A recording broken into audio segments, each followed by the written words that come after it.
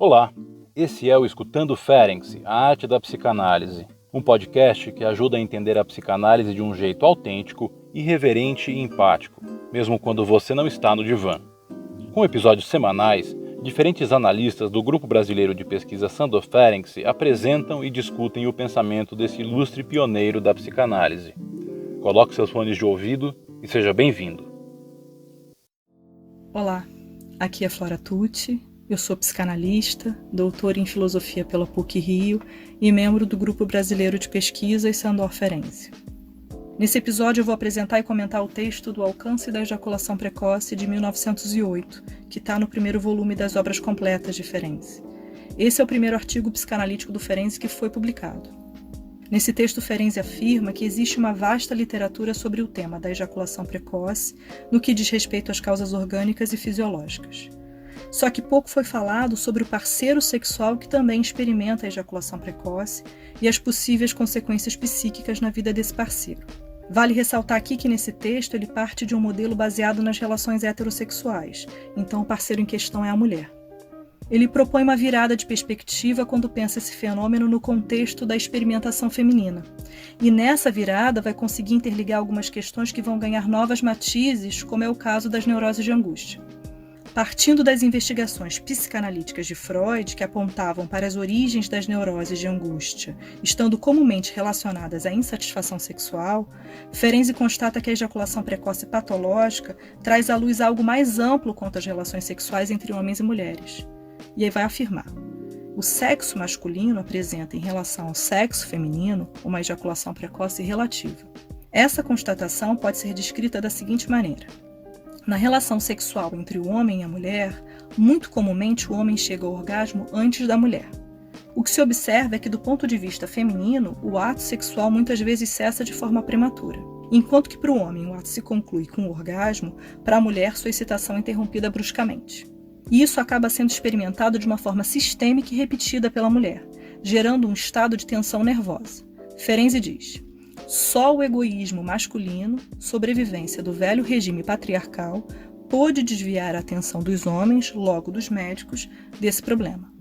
Um outro elemento que a gente pode extrair dessas constatações é que Ferenczi traz uma denúncia da imposição de um ideal feminino construído na ideia de que a mulher não podia exprimir os seus desejos sexuais nem acessá-los em sua intimidade.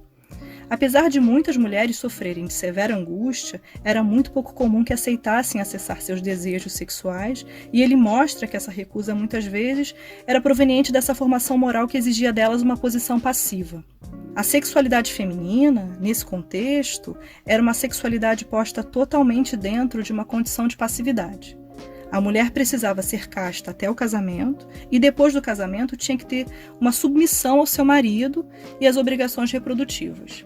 Só que Ferenczi também destaca que esses decretos morais impostos à mulher são ineficazes diante da força dos impulsos libidinais.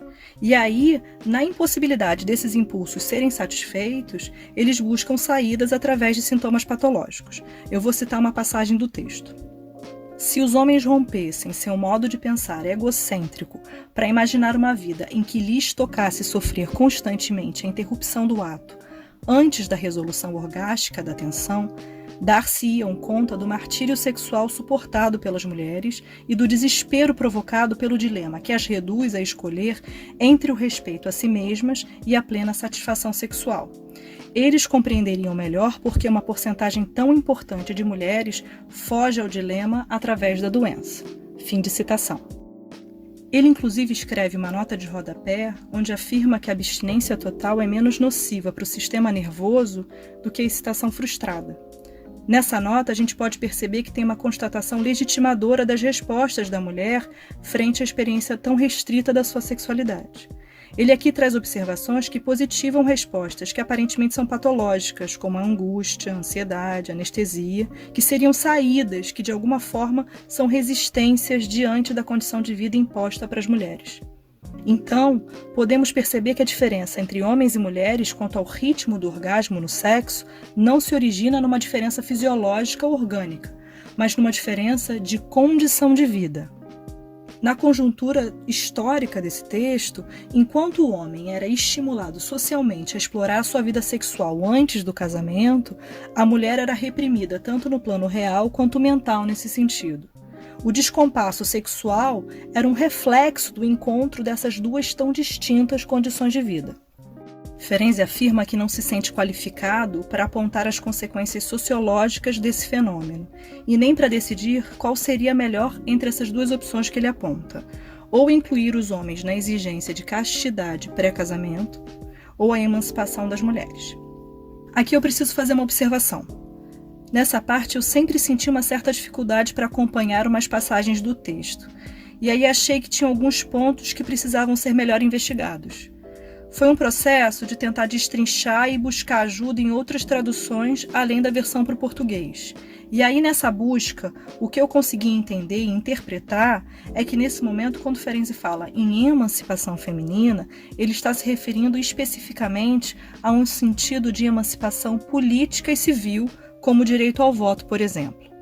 Essa é uma escolha de leitura que me ajudou a entender melhor algumas passagens que estavam um pouco difíceis para eu destrinchar. Mas vale ressaltar que é uma hipótese de leitura aqui que eu estou propondo.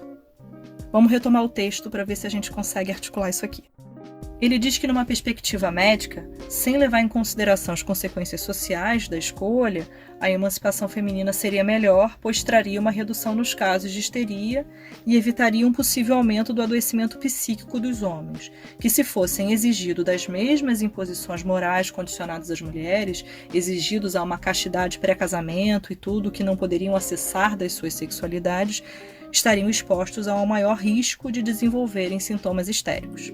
No entanto, ele diz que a solução para o problema do descompasso sexual entre homens e mulheres não deveria se reduzir a escolher entre essas duas opções somente, castidade masculina ou emancipação feminina, que aqui eu estou dizendo que eu entendo que seria mais a emancipação política.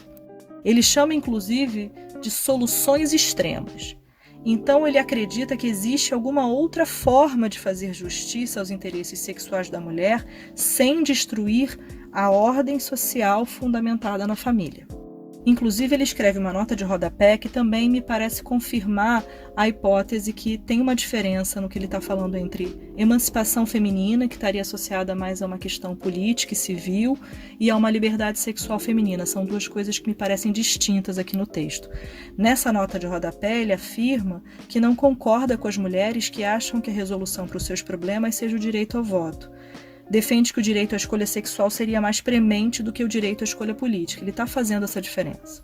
Então, notamos que ele nos traz os aspectos clínicos que fazem perceber novas matizes sobre os adoecimentos psíquicos femininos, sendo provenientes de uma condição de vida imposta às mulheres que restringe as suas sexualidades.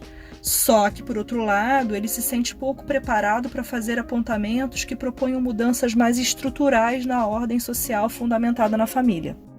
Me parece que ele acreditava que seria possível mexer de alguma forma nos preceitos morais que obrigavam a mulher a ocupar um lugar de subordinação no que diz respeito à sua vida sexual, sem que fosse alterada a estrutura social da família. Por exemplo, diz que via que já estavam sendo dados passos, apesar de ainda tímidos, no sentido de uma abertura para a experimentação sexual feminina antes do casamento. E essa me parece ser a terceira via pensada por ele como solução para a causa do problema do descompasso sexual entre homens e mulheres. Nem a castidade masculina e nem a emancipação política da mulher. A terceira via apontada por Ferenczi é a liberdade sexual da mulher antes do casamento. Essa é a hipótese que eu estou aqui propondo para vocês de leitura do texto. Ferenczi finaliza o texto reiterando que, enquanto forem mantidas as condições de vida aqui expostas, onde prevalece o modelo rígido de sexualidade a ser seguido, que ele fala especificamente em significação exemplar da sexualidade, seria muito difícil que algo mudasse nessa dinâmica demasiadamente assimétrica entre homens e mulheres. Ele, inclusive, faz uma ilustração com um tipo de alegoria, o dia do casamento como sendo um momento brutal de entrega dessa mulher amedrontada e despreparada sexualmente na mão de um homem já iniciado na sua vida sexual. E aí seriam essas vidas e corpos que se uniriam no casamento. Eu acho que, de maneira geral, os pontos principais do texto já foram trazidos, e aí agora é minha ideia dialogar um pouquinho com isso tudo. Quando eu recebi o convite para falar sobre esse texto, eu fiquei muito feliz, porque esse texto desde sempre foi muito inspirador para mim. Eu acho que eu lembro das primeiras vezes que eu li o quanto me trouxe potência, me trouxe possibilidade de ver e olhar a psicanálise sobre outros ângulos, e foi decisivo na minha formação psicanalítica encontrar esse texto. E aí, muito inspirada nesse espírito ferenziano, eu pensei em propor uma interlocução com questões contemporâneas. Uma das coisas mais importantes que eu aprendo com Ferenczi é que o que a gente pensa teoricamente e pratica na nossa clínica é algo extremamente vivo e dinâmico. E eu acho que ele nos inspira a lutar contra um fazer psicanalítico engessado.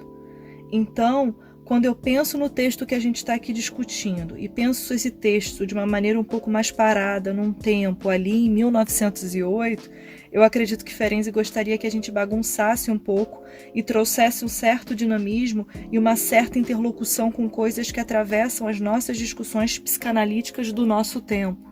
E para fazer essa interlocução e construir um diálogo do Ferenczi com o contemporâneo, eu pensei em apresentar muito brevemente uma fala de Paul Preciado que aconteceu em 2019, em sessão plenária, na 49ª Jornada da Escola da Causa Freudiana na França, intitulada Mulheres em Psicanálise.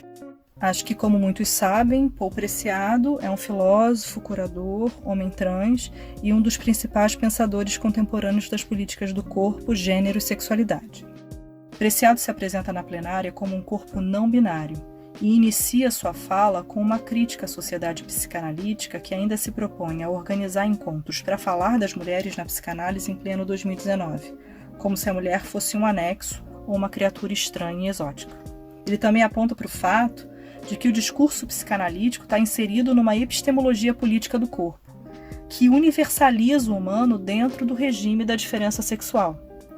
Mas ele defende abertamente que esse regime está em franca mutação, apesar da negação de muitos. E pergunta diretamente para a audiência: como vocês vão se posicionar nesse processo de mutação? Preciado afirma que antes do século XIX, o corpo e a subjetividade feminina não tinham reconhecimento político, e que a psicanálise surge historicamente no momento onde a diferença sexual está se estabelecendo como a epistemologia hegemônica, onde mulheres e homens estão sendo postos anatomicamente como diferentes e complementares reprodutivamente. E aqui ele denuncia uma questão que é a cumplicidade da psicanálise junto a essa epistemologia da diferença sexual heteronormativa.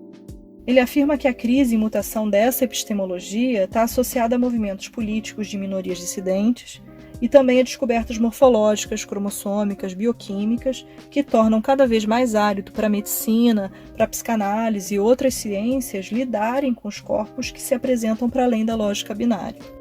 Ele diz: eu não peço aos psicanalistas homossexuais para saírem do armário. São os psicanalistas heterossexuais em vocês, a totalidade dessa sala, os que devem sair urgentemente do armário da norma. Ele também lembra que é preciso situar historicamente os autores de referência, pois a gente não pode tornar universal as suas formulações. Vou citá-lo. Não se refugiem nos pais da psicanálise. Vossa obrigação política é cuidar das crianças, não a de legitimar a violência dos pais. E aí ele vai caminhando mais para o final da sua fala, propondo uma noção de psicanálise mutante. A minha ideia foi fazer uma apresentação muito sucinta dessa fala, que é super complexa e tem muita coisa interessante a ser desbravada. Mas aqui eu fiz realmente um resumo para a gente fazer o diálogo com o Ferenczi. Então eu vou voltar agora para o Ferenczi. Partindo do que o Preciado muito bem destaca, é preciso situar historicamente os autores de referência. Então eu acho legal a gente fazer isso aqui com um texto que é central no nosso episódio. Lembrar que é de 1908 e que ele representa a estreia do Ferenczi como psicanalista. E aí, então, a gente tem que levar em consideração que tem elementos datados, que a gente não pode propor um diálogo com o Preciado contando ou botando numa perspectiva crítica que o Ferenczi já pudesse estar munido de uma compreensão não binária da sexualidade, de gênero. Eu acho que isso não vale a pena ser feito. Mas isso não impede que a gente possa lançar um olhar crítico sobre alguns elementos que a gente pode aqui botar em perspectiva. Por exemplo, quando ele fala em diferentes condições de vida, quando ele pensa em subjetividades e corpos que se expressam e se desenvolvem de maneiras muito diferentes, tendo em vista condições de vidas muito distintas, ele está aqui baseado no modelo heterossexual, então ele acaba abarcando 2 tipos de condição de vida. E talvez existissem outras condições de vida que também compunham esse cenário. Porque, por exemplo, quando ele fala de uma liberdade permitida aos homens, uma liberdade sexual permitida aos homens, me parece que ele está falando de homens heterossexuais. Porque se a gente pensar nos homens homossexuais, essa liberdade não seria tão simples. Ele também, quando está falando de significação exemplar da sexualidade, um modelo rígido de sexualidade a ser seguido, essa é uma denúncia que está mais direcionada aos corpos femininos. Mas se a gente leva em consideração que nessa dinâmica também era esperado dos homens um tipo de sexualidade, eles também estavam submetidos a essa rigidez, porque era esperado dos homens um objeto específico de desejo sexual e também um desempenho viril da masculinidade. E também a homossexualidade feminina também não entrou nessa configuração. Então tem alguns elementos que possivelmente já existiam naquela época que não foram pensados nessa dinâmica do texto. Um segundo ponto que eu acho importante destacar são as questões encaminhadas no final do texto sobre as possíveis consequências sociológicas da emancipação política feminina, que tem a ver com aquele momento que eu falei que tive uma certa dificuldade para destrinchar o texto e que eu propus aqui uma hipótese que ele fala de 2 emancipações, a emancipação política e a emancipação sexual. Eu acho que dá para entender por que o Ferenczi está tentando preconizar aqui a questão da liberdade sexual da mulher, porque ele, como psicanalista, ele vai ter muito mais a dizer sobre os adoecimentos psíquicos, que ele está colocando aqui que o cerne da questão é a insatisfação sexual. Então as propostas dele, que vão se encaminhando no final, estão mais direcionadas a como trabalhar essa questão da insatisfação sexual feminina. Mas eu acho que não à toa essa passagem fica um pouco difícil de ser lida, porque ele tenta destrinchar a parte que ele, como psicanalista, pode direcionar e dizer alguma coisa de uma maneira mais contundente, e tenta tirar a parte sociológica, que ele se diria menos especializado e menos capaz de opinar. Então ele tenta fazer uma distinção, só que me parece que política e corpo, o corpo é político, então essa liberdade sexual, ela também está intrincada com a política, então eu acho que não à toa essa passagem fica confusa, porque ele tenta fazer uma distinção que é muito difícil, uma separação de 2 partes que estão muito conectadas. Vale até lembrar que esse é um momento que está muito forte o feminismo e os movimentos sufragistas, que pediam também a liberdade, um acesso aos direitos civis das mulheres, e isso estava em pleno vapor, e inclusive a própria vida dele foi afetada em algum momento por essas questões. Como, por exemplo, o relacionamento dele com a Gisela, que era uma mulher casada. Essa relação ela teve várias questões, várias controvérsias, e uma delas teve a ver com o fato de que a Gisela era casada e que por muitos anos eles tiveram que aguardar que o marido dela aceitasse o divórcio para eles finalmente se casarem. Mas apesar desses elementos aqui destacados dentro de um ângulo mais crítico, eu penso que situar historicamente esse texto do Ferenczi é situá-lo primordialmente como um aliado das convocações feitas por Preciado. Isso porque a gente vê nesse texto que o Ferenczi tem uma habilidade de captar um ângulo da questão que ainda estava ali latente, mas que ninguém ainda tinha desbravado. Ele se implica como homem, como médico, e assume um compromisso por meio de um olhar crítico sobre o regime patriarcal que emudece a experiência sexual feminina e suas consequências. Ele se lança num ângulo inovador para a época, saindo de um lugar cômodo de médico homem, ao se lançar no desprazer experienciado pela mulher para tentar captar aspectos que até então não tinham sido explorados das neuroses de angústia. E nessa virada de perspectiva, a lógica da diferença sexual não parece ser suficiente para o Ferenczi para responder às questões suscitadas.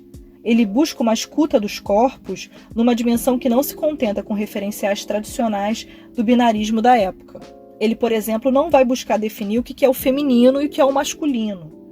Ele busca compreender as condições de vida e não ressaltar as diferenças sexuais que eram a base da epistemologia hegemônica que, inclusive, o Preciado está denunciando na fala dele, que, na verdade, ele desloca esse lugar meio universalizado do que caberia ao homem e à mulher. Então, o Ferenczi está subvertendo muito do que o Preciado está propondo a gente pensar aqui hoje em dia. Me parece que, inclusive, ele busca marcar uma posição e ressaltar que não se trata de algo que possa ser explicado por uma afirmação da diferença sexual. A diferença que o Ferenczi está destacando é de condição de vida na qual a sexualidade se desenvolve. E apesar de alguns apontamentos aqui apontarem para uma certa fragilidade nas discussões políticas e sociológicas do texto, vale também destacar que o Ferenczi, nesse texto, se mostra muito corajoso para pensar temas que eclodiam no cenário político mundial. Ele se colocava como parte desse diálogo, atento aos jogos de poder e reconhecia seu papel como ator político, implicado nos processos de transformação da ordem social vigente. E uma outra informação que eu acho importante mencionar é que até hoje o número de mulheres que alega nunca ter tido um orgasmo é muito alto. Se a gente faz uma breve busca, em média as pesquisas apontam para uma porcentagem de mais de 50%. Então a denúncia do Ferenczi nesse texto ainda parece tangenciar questões da nossa contemporaneidade. Mesmo que esse texto de 1908 seja somente o início do rico percurso de um clínico e pensador da psicanálise, que se lançou ao longo dos anos em experimentos cada vez mais inovadores e que paulatinamente foi rompendo com a prática hegemônica da época, a gente pode notar que nesse primeiro artigo, Ferenczi já anunciava sua abertura para trabalhar com concepções psicanalíticas mutantes, como nos convoca hoje Paul Preciado. Assim chegamos ao final desse episódio. Eu espero que vocês sigam acompanhando os nossos podcasts e que eles sejam inspiração para um mergulho na obra do Ferenczi, que é um autor tão importante da psicanálise e que a gente tem tanto a desbravar ainda. Até um próximo encontro.